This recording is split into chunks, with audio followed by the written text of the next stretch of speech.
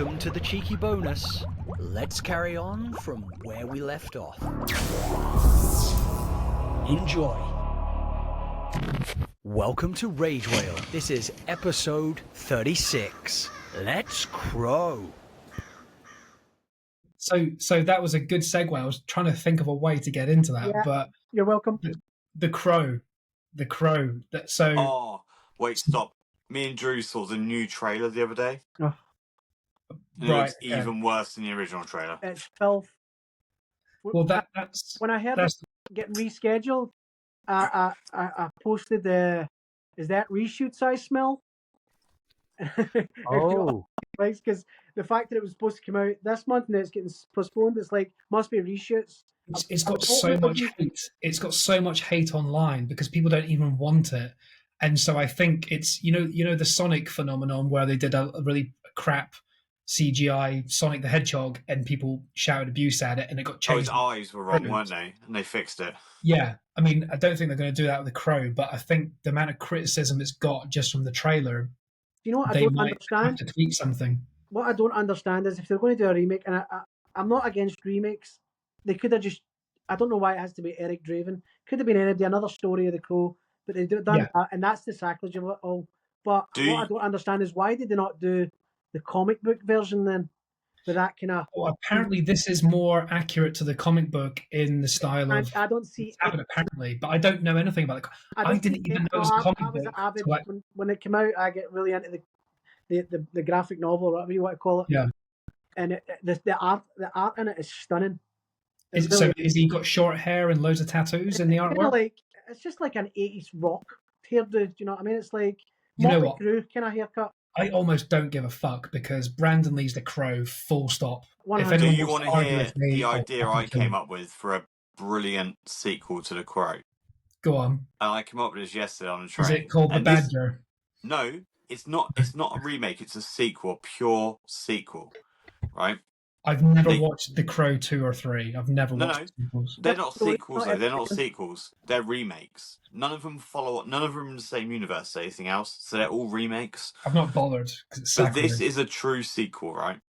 Imagine if you just made the movie called Sarah, a Crow story, and it turns out it's Sarah when she's older. Don't get her as an actress because she looks ridiculous these days. So it's following her, still in a dystopian bloody place, really shitty universe. And it turns out that, like... Do you mean Shelley? No, Shelley's dead. The little girl.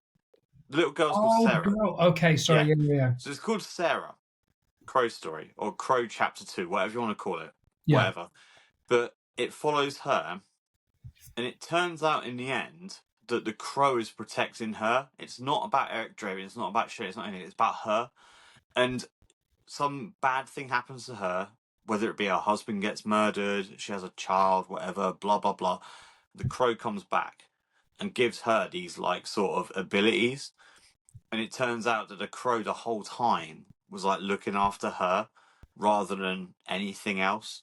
And it has that old dialect. It has loads of flashbacks to Eric Draven, has loads of flashbacks to the guy that played frickin' Winston in Ghostbusters, has all these other flashbacks of the things. And it's a true sequel. So you're saying rather than amazing. the Crow bringing Eric Draven back to avenge Shelley, it's the Crow bringing Eric Draven back to protect Sarah, but while he's there, he's going to avenge. That was the whole thing. He's going to avenge. The Crow was always about Sarah, keeping her safe, and she's had a great life since then. Maybe moved out of that shitty town. That only if they use the same actor grown up. They can't because have you seen her? Well, I don't know. Honestly, she's like. Honestly, Google her. It's not good. Oh, dude. Well, I'm not even being mean. It's like exist. You make it sound. Yeah, she does. She does. You make it sound like Tom Cruise. You know how like Terminator. You know how like Kelly McGillis isn't in Top Gun 2? Oh God, yeah. It's worse. It's worse than Kelly McGillis. I knew you were going to say that. Isn't it weird when you see because Tom Cruise is older, isn't he? And he is like a stunning older man. Kelly McGillis got old like a normal person. He looks younger than every person on this panel. Yeah. Right, I'm going to show you this, and you're not have to be mean, okay? Says the mean person. Yeah, we're going to be mean. Can you compare it with Ernie Hudson, who is It looks 78 and fantastic. looking buff. Right, this is off her Instagram from Yeah. 39 weeks ago. Who says 39 weeks ago? Cool. Yeah, she's not getting the part. I'm I sorry, like love. the fact that she's wearing something that someone Can I in ask- our age group would have worn in the 90s. Can I ask you something? I really want to delve into the Crow, and I really want to talk about it. Here you go, quickly. Look. This This should is what we're talk- dealing with. Where do you think, had Brandon Lee not died, where do you think a sequel would have went? Really? Ooh. Where do you Oh, think I we're don't- sorry? Because they said that it was going to be like a 3-picture deal. So I just don't know where a second story would have came involved. I think this concept is probably a good way. Sarah you want- thing. I But think it's a great way to like do it. Like I'm all up for like remakes in a sense. Yeah, Like I would- Twister, yeah, remake it. But I'm more about reboots like Jurassic World, which was a remake, but it also nodded. It was in the Jurassic Park universe. So Right. like, oh, that's the Jurassic Park thing and stuff. It was it existed in the universe. One sec, I'm going to say one sentence. It says it's a little bit of what you're on about. Then we'll go back. Then let's stick on the Crow for a bit. But there's a comment in the news in the last week that they're going to do a reboot of Pixar films. Like that's necessary. Like they're going to do Toy Story but with different toys, or Woody with a makeover. I don't fucking know. Oh, How do that's you reboot ridiculous. a cartoon? Transgender Woody. Just re-release the cartoon, like, or just call it something else. Sorry to interrupt the show. Just a reminder to say we love and appreciate you all for listening to the podcast, whether it's on Spotify, Apple, or Amazon. Don't forget to subscribe, rate, follow, as this really helps us continue to progress and improve the content and keeps us making these fun episodes for you guys. Oh, we're also on these things called Instagram and TikTok. You can follow us there too, as we share short, funny reels on the reg that you can share with friends if you like. Now, back to the mayhem. yeah, they've got. To be fair, let's be frank. All Pixar movies, all Disney films, within reason, are the same concept. A mum dies at the beginning, someone feels lost, and something happy happens at the the end. Bambi effect. Yeah, the Bambi effect is every Pixar film. The with reboot is mum. amazing. I love the fact they Andy's mum's a rebooted single mother. Jurassic World. Andy's I Yeah. love they rebooted Jurassic World with Jurassic Park hints in it. I love the fact they rebooted Ghostbusters with a nod to the original cast. Except But the remakes tend to be just cack because they completely disregard the universe that made them. Well, that's But there are the remakes example of that I think they should make. The One remake they should make is The Fly. The Fly. What? Fly's No, perfect. that's brilliant. With Jeff Jeff Goldblum's Goldblum. Fly. Redo The Fly. Whoa. Well, these old films where the technology was bad and the graphics were bad, they Yeah, could that's be what I better mean. technically. Or Bumblefly, whatever it was Yeah, called. but it loses. Bumblefly. But it loses the effect. Like, you could do a better Weekend at Bernie's today, but would you? And could you get away with it? Well, you could get away with it, but would it be as good or as classic? Definitely But I not. think with the horrors are the one thing you can get away with really like remaking. Like Halloween, how many times have they done that? Because Too many. it's Yeah, they're Scream's not great. The violence is better. That doesn't make it a better film. No. Visually better, but is it better? Halloween 1 is you can't improve on that terror, that dread, because what Thingy did. Tubular Bells. But what Rob Zombie did is add better I violence. thought it was amazing what he did. Oh no, it was great. Better violence, better gore, good backstory. But the best thing, like Max King on our previous episode, one of the best things he said was that what makes a scary film is not knowing why the killer is killing. Yeah. If you know too much about the backstory, we've gone too in depth on it. It dilutes it a little. So off the back of that, you could have a film instead of Halloween. You could have Easter, and it's a bunny rabbit that goes around with a machete. Fuck them. Why not? They're doing Winnie the Pooh. Fuck it. But see, No, but it's someone dressed as a bunny rabbit, and you're like, why is he dressed as a bunny rabbit? Why is he going around killing people? And then he leaves an egg on their dead body, and you're like, Easter eggs, you know? But like, Great idea, going back to the editing thing, I for The Crow, there was a lot of footage. There was a lot of deleted scenes for The Crow, and when Alex Price made The Crow, he actually wanted to do it in black and white. Originally, he wanted to do it in black and white, and the studio's like, no chance it won't work. 10 years later, we get Sin City. And that's why all the flashback scenes are like that moire painting, very high contrast, because it was to shock you with the kind of orangey, purpley colours, and then the rest of the film was going to be in black and white. I would love to see that edit. Do you know what I mean? It's kind of like the Snyder version of like of A Scanner Darkly. Do you remember A Scanner Darkly? Yeah, great movie. Keanu Reeves. Like the that cartoony infused with The Crow would be sick. Well, it's like, do you know why? Do you all know why? Like Eric Draven goes from one scene to the next, and he's got the black duct tape around his hands and his waist. Go on. Do you not know? Yeah. No, not really. Oh my god! This is nobody knows this, right? He turns up at Fun Boy's. He got injured in fights, so he just taped it up. He turns up at Fun Boy's apartment, and he's in the bathtub.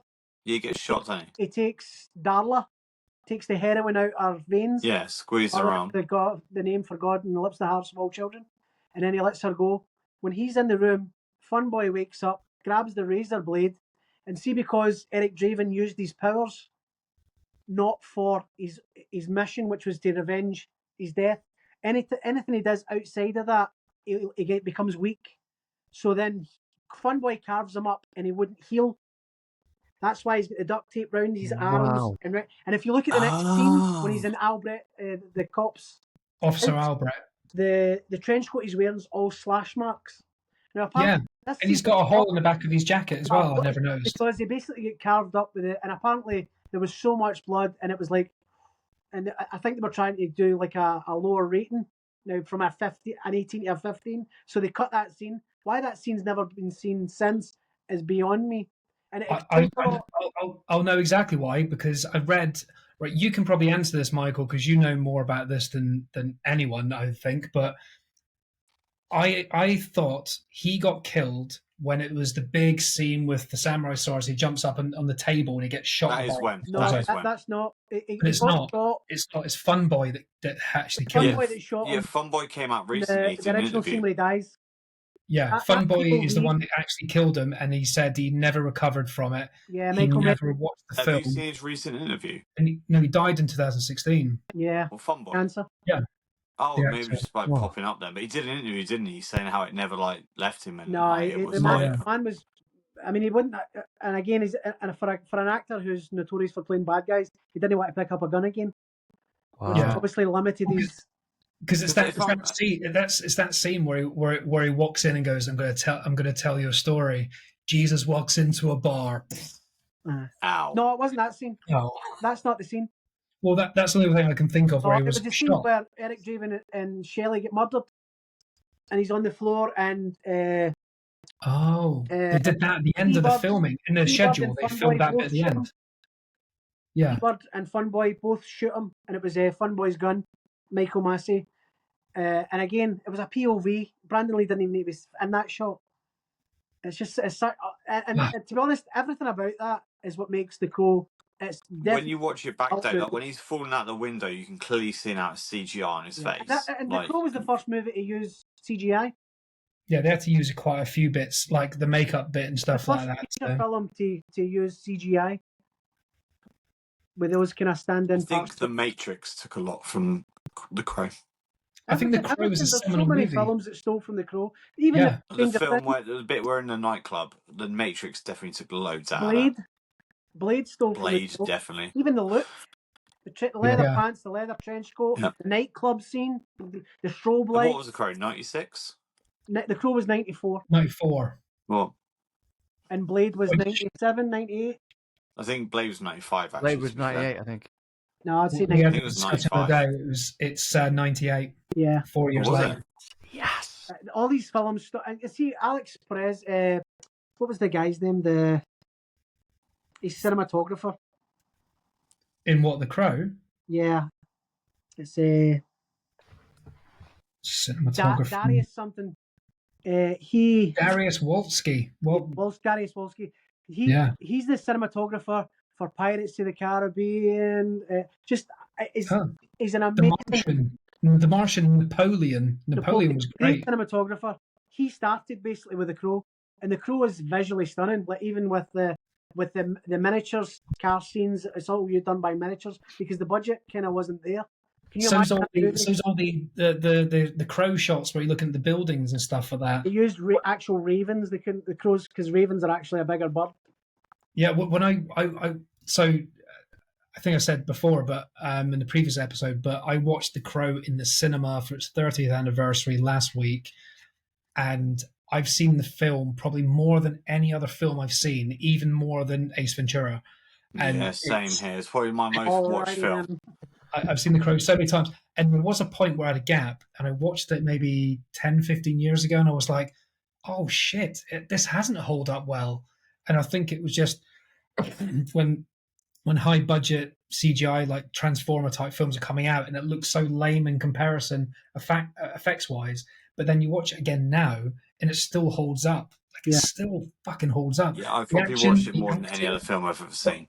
but what even I can't comment on the film yet because I've not seen it, but I just know it's going to be bad. I'm open It to looks it. awful, the new one. The new Crow film, it just But even the trailer looks bad. even though they've got Ozzy Osbourne and they've tried to keep a metal genre effect in there with the music, the rest of the trailer's got this like trap rap hip hop record, and it Regardless just of the ruins whole it. Crow thing, if you just watch that trailer of someone that never knew the Crow existed, it doesn't look like a It good looks film. like a It looks basic bloody action terrible. film. 15.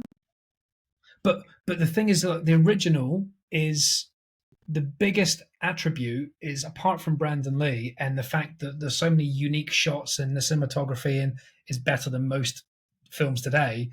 It's the atmosphere, the ambience, the soundtrack. 100%. That's You what don't need makes to the be- film. I know the music took over for you, Kevin. Like that got you into that kind of. I love the Yes. soundtrack. I'm not really into like metal but for that movie, I can totally immerse in it, and it's for me, it's a perfect movie, perfect cast. Also, It's Also, also that's- nostalgia now as well. that scene where he's playing the guitar on the roof Stranger Things. and then just smashes it and then it goes into the thing.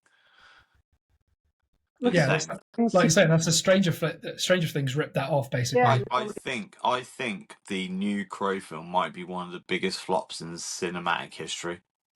I think a lot of people will either boycott it or, like me, because But I've got as a Cineworld neutral- Unlimited, I'm going to go anyway and then slate it afterwards. As taking But- it out as a neutral, I but it look at needs- that trailer and think that looks bloody It needs to awful. be It doesn't 2 even look times good. better than I expect to be average. It won't So it be. needs It to just fucking doesn't look pull the good. punches.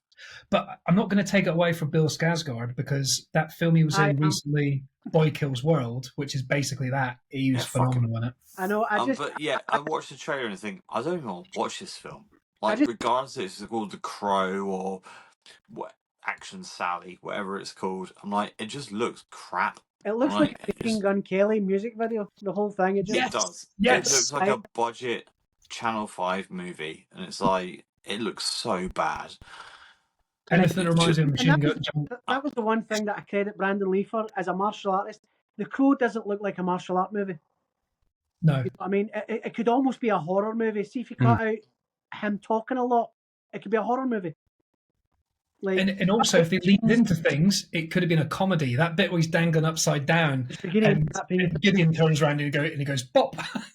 Or And the- that bit where he's at the copper's house, he's like, "You're gonna vanish." He's like, "I'm just gonna use the Just use front the door." stairs. Oh no, even better than that. Just before he says that, Officer Albert's looking at things, and he's talking to him seriously, and he goes, "You're still wearing your hat." He's like, "Oh shit." Looks Again, ridiculous. like for me, like it's my favorite movie of all time. It was that for at least 20 years after it was made. I don't know. As I got older, I start to think there's certain things that I could do without, and I would just like to see another cut of it where it is black and white and it's so dark and they just cut. They must have so much footage. On that fanboy Imagine scene. The Crow, Sin City style.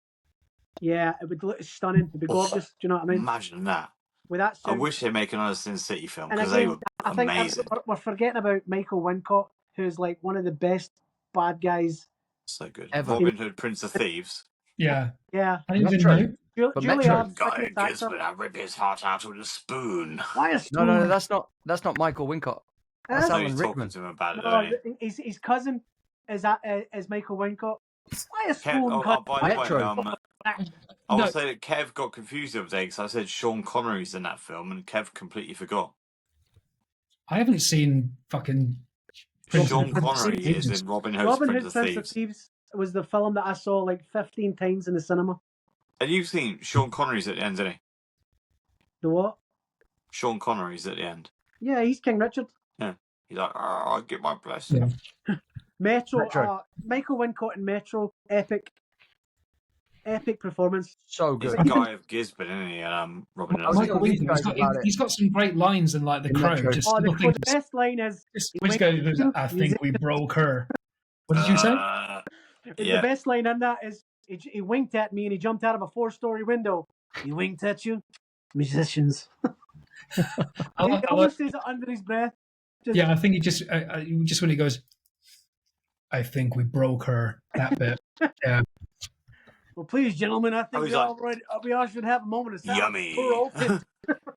He's like, Skank, how do you feel? Yummy. I feel like a little worm on a big fucking hook. I mean, Well, how how good Skank? your mama must be proud. Fucking worm on a Skank. fucking hook. Has anybody ever played a better crackhead since? No. He's so fucking mental. Ewan McGregor. Brilliant. Fire it up! Fire it up! Fire it up. Pussies The drink full less, cast. man. The only person who played Darla, who's a great actress, but I always thought Courtney Love. Courtney Love would have been epic as Darla.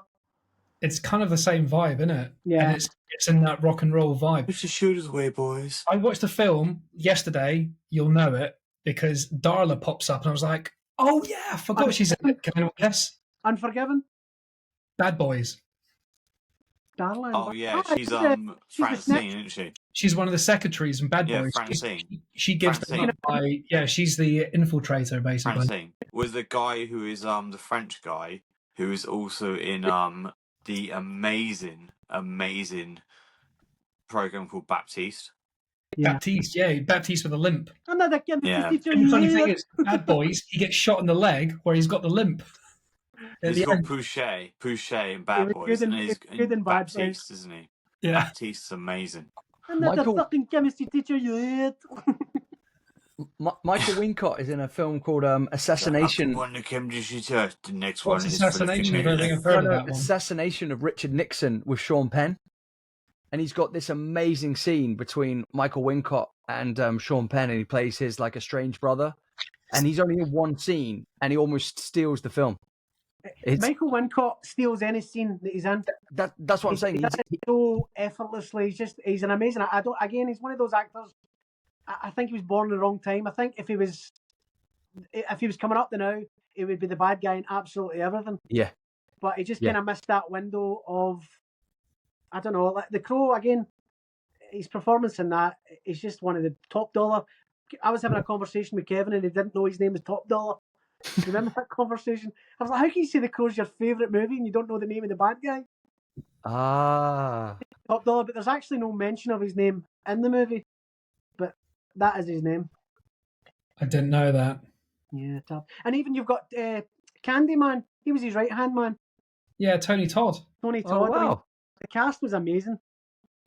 That's another classic film, though. I forgot as well because I watched it to talk about this. I done a wee kind of rewatch, and it was the guy that sees Skank steals the car off of. Yeah. He's the bad guy. That's Fender from Cyborg.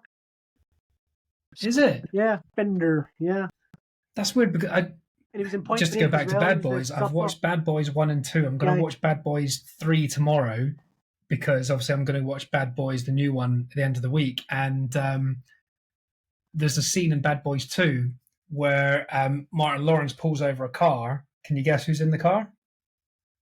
Michael Bay. Nice. I wouldn't have known that Is that the Cadillac? at the time.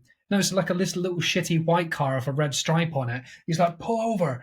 And he's just there, like, terrified, and they drag him out. And then 2 seconds later, they go and switch the cars, and it's Dan Marino from Marino, yeah. Miami Dolphins, from Ace Ventura. I- They're like, I- Dan Marino. The Cadillac.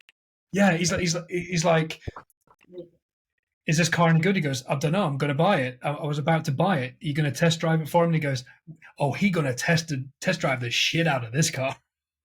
And then Will Smith's driving. He goes, Dan Marino should totally buy this car. Not this one because I'm going to fuck this up. But he should totally get it. Are you going to see the new Bad Boys in the cinema? Yeah. Of course. So I'm going to see it. I feel that Martin Lawrence looks like he could die at any moment. He looks like Martin Lawrence inside a Martin Lawrence shaped like marshmallow outfit. I know, like there's Ozempic and all that. There's things you can take home to lose a bit of weight. I mean, I think he's carrying about 400 pounds on his face alone. It just looks like he can't breathe. That zoom shot on the trailer is so bad when it zooms into his face, when it goes. He goes, oh, I just need to get a drink. All right, just get a root beer. And he walks in and it's the zoom in on him like are those hot dogs fresh? They were yesterday. All right, I'll have one. He actually looks like Big Mama now. Hamster. Do you remember Big Mama? Yes. He looks like that now, just minus the wig. That's how he looks. Yeah, it doesn't need the outfit anymore. Oh, that was a good fit. To be fair, Martin Lawrence has been in some weak but fun films. Like, what was that film? Blue Lights or Blue something? Blue Steel. Blue Steel, yeah. That was quality. I love that. Dave Chappelle in that was great. Who's the other guy? Dave Chappelle was in it. Dave Chappelle's amazing. But there was another guy in it. Luke Wilson. That was it. Do you remember Nothing to Lose with Martin Lawrence and Tim Robbins? Yeah, great movie. That was amazing. Have you seen that, Kev? Yes. By the way, Drew, Tim Robbins is in one of the greatest films of all time. You don't even know about it. Except we do. You're asking the wrong crowd. We all know. I'm asking Mr. O. Tim Robbins, biggest film he's been in you never knew about. Top Gun. Yes. Yeah. Check out the brains on Brad. He's unbelievable, Jeff. Drew, I need to pause this for a second to speak to Ken. Ken, what is check out the brains on? You've said that like 4 times in this podcast. I've never picked up what you said. It's from Pulp Fiction. What is the actual phrase you say? Check out the brains on Brad. It's when Samuel L. Jackson he's eating the burger. He's eating the Kahuna burger, and he's asking him questions about like what happened and why it all got fucked up. Basically, he asks him about the. Do you know what they call? You know why they call it a quarter pounder? And he's like, "Oh, that's it. The metric system." He's like, "Check out the big brains on Brad." Yeah, that's it. That's it. Right, that's where it's from. I only watched Pulp Fiction like 2 months ago. But I had a scene from a Tarantino movie, and you know the dialogue was ringing in my head, and it took me months. And all I could remember was because you're a fag, and I was like, what the and I was saying this, and I'm like, because somebody said something, and I said because you're a fag, and I'm like, what's that from? And I'm like, I can't even fucking remember. And it took me so long, and I was lying in bed one night, and it just popped into my head. It was from Reservoir Dogs. When Mr. Pink's like, why am I Mr. Pink? Oh, yeah. You're a fag. Mr. Pink. And that bit of dialogue was in my head, and it was tormenting me because I couldn't remember what it was from. And it just popped You've seen like the predicted, what do you call it? The fiction, people's thought, I don't know, where they predict where characters go from different films, where it's got Steve Buscemi, who got away. He's the guy that got away, and he's then serving burgers, and that's when John Travolta and Uma Thurman walk in, and he's serving them. And then he worked with Harry Stamper in Armageddon. Yeah. And then he come back from there, and he ended up with nothing, and he ended up with the homeless guy and Big Daddy. Big Daddy. That's a brilliant arc. That's genius. They are good with those connections, though. I got Tony Twang. I got Tony Twang coming out of my left ear. I got Madonna coming out of my right. But the bizarre thing is that they're ludicrous, but they still make sense. Yeah, the dialogue's so good, man. Tarantino's a genius. Tarantino's a genius. Because someone was saying that this is why, like, a lot of screenwriters got in trouble because they started writing scenes that felt like it didn't make any sense or it didn't move the plot forward. And if you look at the opening scene to Reservoir Dogs, it's a perfect example. You don't learn much about the characters necessarily. It's not moving the plot forward, but the dialogue is so fascinating. You can't stop watching these guys around a table just talking about random shit. It's horrendously offensive language that works because it makes sense. Yeah. We've talked about 2 movies where they used that as an example, that everybody basically stole Tarantino. It was the scene from Bad Boys when the 2 goons are in the car and they're just having this conversation, and it was like pre Quentin Tarantino. That conversation would have never happened in any other movie. Yeah. People like this whole let's just talk about nothing, and everything after it kind of resembles that in some way. Like, it's so true. Yeah. Well, he does it in Pulp Fiction as well. He does it in Pulp Fiction again, set in another restaurant. The two of them are just talking randomly, like, I love you, honey bunny. You know, and it's like, they're going to do something. It's like, everybody, freeze, get on the ground or whatever. Any of you motherfuckers every move. motherfucking one of you. I'll execute every last motherfucking one of you. Yeah, and they took that for, what was it? Fun-Loving Criminals. Rather getting whacked off the Scooby Snacks. And they used those clips from Tarantino's movies. Right, yeah. But it makes you like the characters more, because they could have just started and held up the place and you wouldn't have given a shit. Yeah. But now they're cool fucking characters with cool dialogue. True. And now they're... and I think Tarantino does dialogue better than anyone. But even more so than that, the way that the stories are entwined. So then when you've got Samuel L. Jackson's character meets up and they're robbing the place, you go, oh my God, he's there. And it's at the bit where he's trying to quit because he had this kind of like God moment and going, I'm not supposed to do this. I'm supposed to do better things with my life. And then he's like, he directs things really well. Yeah. He's like, get your wallet out or whatever. And he's like, which wallet's yours? He's like, the one that says bad motherfucker written on it. My mate bought a wallet that said bad motherfucker. Just so he could say that line. I don't know what your opinions are on, but Pulp Fiction's got to be the best Tarantino, yeah? Oh. Yeah. That or Reservoir Dogs, because of how raw it was, like how he managed to get that made. I think that's amazing because of those reasons. Yeah. But he then was given the money to do the best film he could ever do, which is Pulp Fiction, and then everything else was him going a bit crazy with stuff like Kill Bill is the fiction world, Pulp Fiction's the real world, and then they bounce off those concepts, I think. I've got a quick question though, real quick, and I wonder if you guys actually know it. You know when Samuel L. Jackson's character and John Travolta rock up to that house with the three guys and they're questioning them? Yeah. Is that to do with the fact that oh shit, man, what's the guy? Marcellus Wallace. Is that to do with the bit where he gets crashed and he gets put into that weird music shop and gets bummed? Is that why they're going there to get information about that? No, they were going there to get the case. You talk about that with the. They were just after the case. That's a different time. That's a different section entirely. No, because the only reason I get confused because he says, "Does Marcellus Wallace look like a bitch?" And he's like, "What?" And then he shoots him in the leg. What again? And he says, "Does Marcellus Wallace look like a bitch?" And he's like, "No." And he's like, "Then why'd you try to fuck him like one, Brad?" And it's like the idea that I wonder if those guys are connected, if they're the other people in the room that we don't see when that horrendous thing's happening in that shop. No, I've never made that connection. No? No, I don't think so. I think it's a different section. Because it's like, yeah, but it's all out of sequence anyway. Yeah.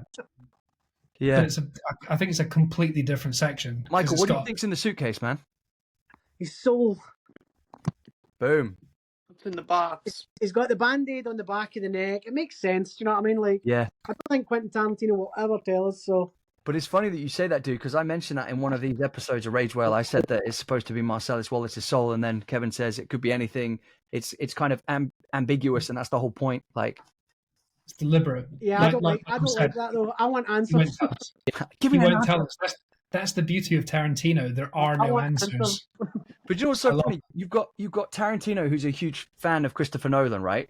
And Christopher Nolan's a huge fan of Tarantino. And what was it? I swear that Tarantino subconsciously influenced Christopher Nolan's time jumps because of like Pulp Fiction and Reservoir Dogs. And then they're obviously becoming fans of each other's work, but they've both secretly been inspired by it. Because I was thinking when I saw Nolan's stuff, I was like, time jumps is something I've seen way before Nolan's time, and I went, it was Tarantino. I hope Tarantino does not die before he does his 10th movie, because he's deliberating a bit too much. Just get something done. What do you think happened with the critic? Do you think it just was a shit script? I reckon he overthought it and tried to go too meta and realised it was shit. I think he was. I personally think he was being so clever, because I think he was going to link all the films. I think make a finished universe. I think because he was going to link Reservoir Dogs to Pulp Fiction to Jackie Brown to Once Upon a Time in Hollywood, Django Unchained, the parts, the Kill Bill, and the other things and stuff. How the hell is he going to do that? Well, that's the point. And then I think he tried to be too clever, and he probably went, "It's too much. I need to scale it back." I remember years ago he wanted to do like an adult version of Star Trek. Yeah, he said, yeah. Tom Cruise as Spock and Brad Pitt as Captain Kirk. That would be They've aged out of that role then. That would be epic. I mean, even the only Once Upon a Time in Hollywood, that stuntman role of Brad Pitt, that was written for Tom Cruise. Yeah. And Tom Cruise. So was Ryan Gosling's part in Fall Guy. That was meant to be Tom Cruise. He was the first choice. Then The Rock. Then all these other bloody people. Then they went on with Ryan Gosling. I can't imagine anyone else though. No, and if they went, Tom Cruise was the actor at the end, not Jason Momoa. That would have just made it epic. Yes. Oh yeah. Sure, you said that, didn't you? I think when he got so many name drops throughout it, I thought the end of this you're going to get Tom Cruise. And yeah. That would have a complete circle. Yeah. That would have been amazing. Like you said with Austin Powers, when Austin Powers in one of the intros of one of the films. Yeah. Yeah. But Jason Momoa, he is shit. Fuck off. He's so out of shape looking. Like he's so random. I really don't get him. I don't know. He's just a big guy. He's not like, if you're going big, you go The Rock. But if you go The Rock, you go cheesy. So you need got to pair Kevin Hart. Yeah, just Kevin Hart's got to be in the corner, just popping up, like, just jumping up in the corner pocket. Yeah.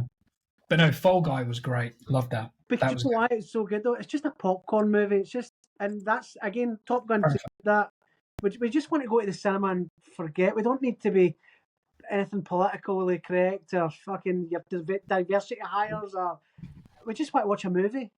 Yeah, and an honest representation of that. Yeah. And what's the film you're looking forward to? We'll finish up in a minute, but what's the film you're looking forward to in the cinema the most in the next near future that's been advertised? I can't even think what's been advertised. I'm definitely looking forward to Bad Boys, and I'm looking forward to Maxine, which is the finished of X Pearl Maxine. That's going to be good. Mission Impossible, the next one of that. I look forward to that, although it's probably another year away. Was that Dead Reckoning 2? Part 2. Yeah. They've had submarine problems. Number 1 was so good. It was better than... It deserved more, because that film in the cinema, Top Gun Maverick and Mission Impossible 2, probably the two best action films in the last few years. First Mission Impossible is one of my favourite movies of all time. Like, it's such a good movie. It's, again, the CGI at the end, but I think Fallout's really good though, because Tom Cruise is talking about how they wrote the scripts. Like, I couldn't believe that franchise actually gets better and better with every film. Is Fallout the Burj Khalifa climb? The one with Fallout is the shotgun amazing. arms. Oh yeah. You know that was an outtake, right? The one with Philip Seymour Hoffman. So was a bad guy. I can't remember. That's number 3. That's amazing. Oh, amazing movie. Yeah. Such a good movie. And Philip Seymour Hoffman brings epicness to every part that he did. Mate, I'd actually say that goes out there. You know, when you're talking about people and classic villains, I'd actually say that Philip Seymour Hoffman in Mission Impossible 3 is a perfect example of where he changed the game. Yeah. Again, it's so sad he's gone. I don't think he is an underrated actor. I think everybody loves Philip Seymour Hoffman, but he's the only guy of very few guys that could take the smallest part. And again, he's just a scene stealer. Yeah. And he's always played some sort of, even like the talented Mr. Ripley and things like that. He always played this annoying person, but he done it so good. Yeah. No matter what he done, amazing. Great actor. His voice is so good as well. I could just listen to him all day. Like, he's amazing. And even in Boogie Nights, he's got such a small part in that. And he just, everything that he's in, he just steals it. There's so few actors that actually do that. Great movie stars. Ryan Gosling's a great movie star, but in a wee small part, doing something that's not really that intricate, is he going to steal a scene? I don't know. But Philip Seymour Hoffman, he does in Place Beyond the Pines. He's only in that for like 40 minutes, and he's the most memorable. Ryan Gosling? Yeah. Is that all he's in that film? Yeah, he's barely in it. Yeah. Minutes. It's been a while since I've watched 40 minutes. He plays the stunt guy that he's playing a lot of stunt guys. Let's be honest. Luke and Lovehearts, whatever it's called. That's 3. Oh my god, yeah, he's the stuntman in Drive as well. Yeah, he's a stuntman. Sorry, I'm stuntman in Drive. He's stuntman in Place Beyond the Pines. Well, Yeah, he does do stunts, I guess. Yeah. I would say that the new Philip Seymour Hoffman, as in not quite underrated, like everyone knows he's good, but he doesn't play all the big roles. I'd say is Jesse Plemons. Yeah. He's the new Philip Seymour Hoffman, like Killers of the 100. Flower Moon. He was in Civil War. All these sort of Even films. Civil War. He's kind of like the poor man's Matt Damon, isn't he? And he was last minute. He wasn't meant to be in Civil War. Yeah. They lost the guy, or the guy didn't work out, and Kirsten Dunst just went, "Use my husband." Yeah. The red sunglasses were a good touch. Brilliant. Yeah, I get a feeling that definitely wasn't in the plot. That was definitely him going, "I need to wear a thing. I need to do a thing." I think that's going to be a big Oscar one next year. I love how he just steps in and almost steals the film. Like the idea that he wasn't even supposed to be in the project, and then he just steps in and steals the film. That whole scene's. He does in loads of the He's stuff. He's in the kindness of kinder or kind of kindness, a kind of kindness. That He's looks. I'm nominated. looking forward to that because I've He's seen nominated. 5 trailers. I still don't know what the plot is. I haven't got a kind of clue. have a kindness of knowing. No. So it'll be good. It'll be good either way. Anyway, we should probably Wrap this end mother. today's episode. In fact, James, we haven't asked. James, what cinema film are you looking most forward to?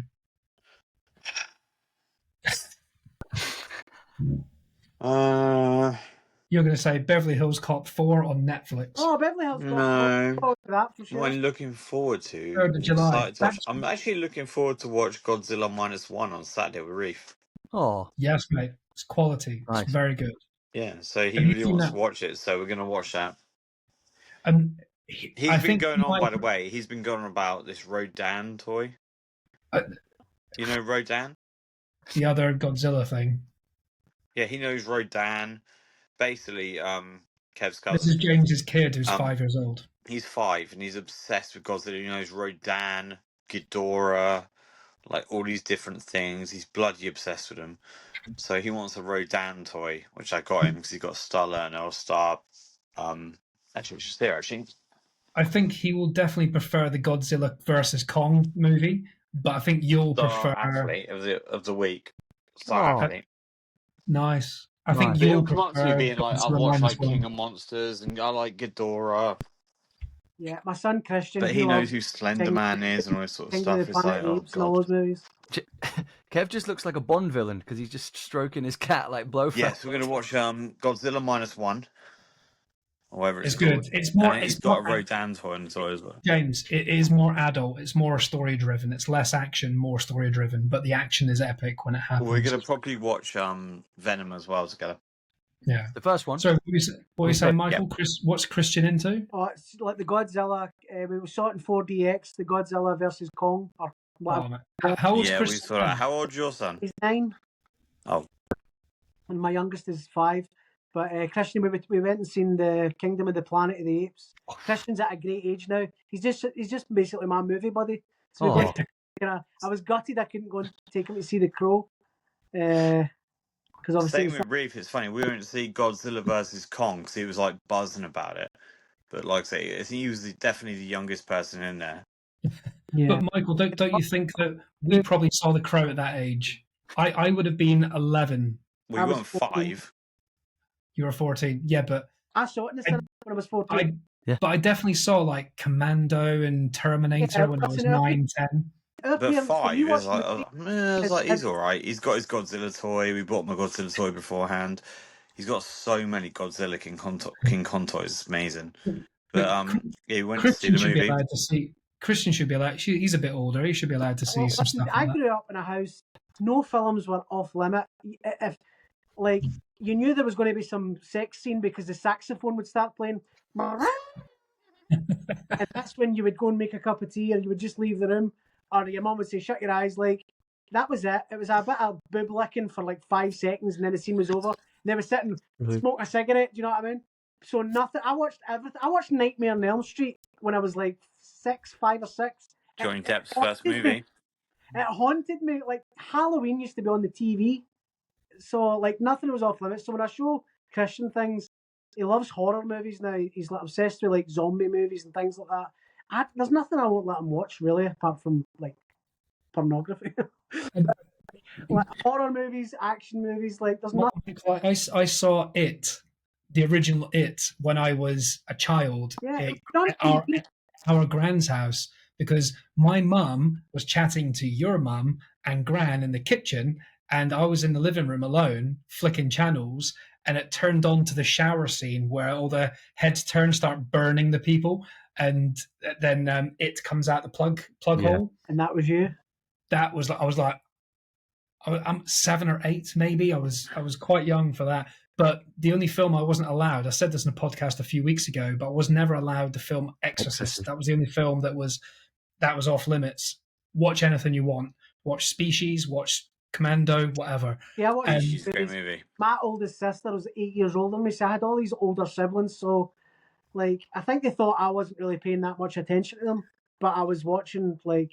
You were the equivalent of my older sibling, because I went to visit you, and you gave me a bunch of VHS, and you wrote on it, I don't know, definitely not Bambi, but you wrote on the spine of the VHS Bambi. Have that, and gave me The Exorcist. The Jungle Book. You're like, what? This isn't the Jungle Book. So I had The Exorcist in my house for years, but no one knew it. Brilliant. Yeah. I just that was a good thing about growing up in like the 80s and early 90s. Like nothing was off limits. Like there's always an older brother, older cousin, older friend you can get some shit off of. There is some things I would. I mean, I don't think Christian's ready for like Nightmare on Elm Street or anything like that, but maybe this Halloween we'll see. Yes. That's a good place to end, guys. I'm going to press stop. No one leave. No one leave. This is just for us. Anyway, that was episode 36, and we'll see you next Monday for 37, guys. Also, we'll have another special guest next week, so stay tuned for that one. All right, see you later, guys. James looks well fucking happy. Golf. This has been Rage Whale. Thanks for listening to Your Movie Podcast.